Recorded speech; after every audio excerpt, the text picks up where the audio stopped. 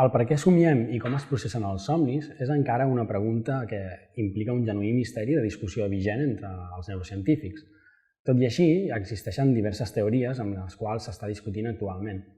Algunes van des del fet que els somnis són simplement una activitat inherent en el cervell pel fet de com funciona, és a dir, no tindrien cap funció extra, fins a aquelles que expliquen que els somnis són un mecanisme que té el cervell per generar escenaris virtuals en els quals encara pot aprendre i memoritzar noves habilitats i posar-se a prova, diguem, en escenaris que no són de la vida real.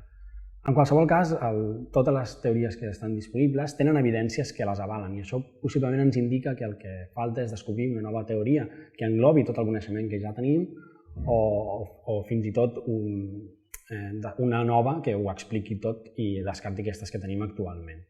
En qualsevol cas, no tots són misteris. Sabem, gràcies a les tècniques de neuroimatge actuals, sabem com funciona un cervell mentre estem dormint i somiant.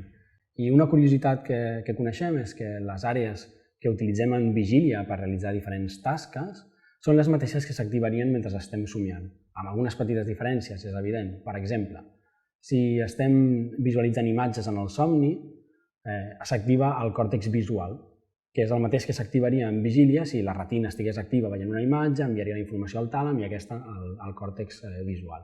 En els somnis només s'activa aquesta última. Per tant, podríem parlar que estem vivint una espècie d'al·lucinacions fisiològiques que són normals pel somni. I passa el mateix per qualsevol altre fenomen, per exemple, els moviments motors o la sensació d'emocions. S'activarien aquelles àrees que es dediquen a processar aquestes informacions sense activar aquella última neurona que implicaria el moviment muscular. I això és, en general, hem de veure això com una visió més general del cervell, una visió més holística, i és això el que ens dona la sensació d'evidència i experiència de tot el que vivim.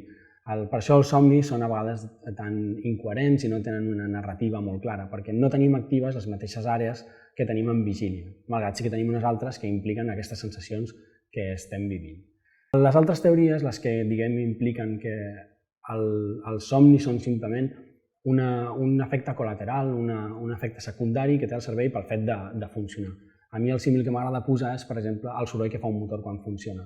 El soroll en si no té cap funció, simplement és una qualitat que en deriva del seu propi funcionament. Podria ser que els somnis fossin això. En qualsevol cas, és un misteri que encara queda per descobrir i així les neurociències encara tenen terreny per explorar.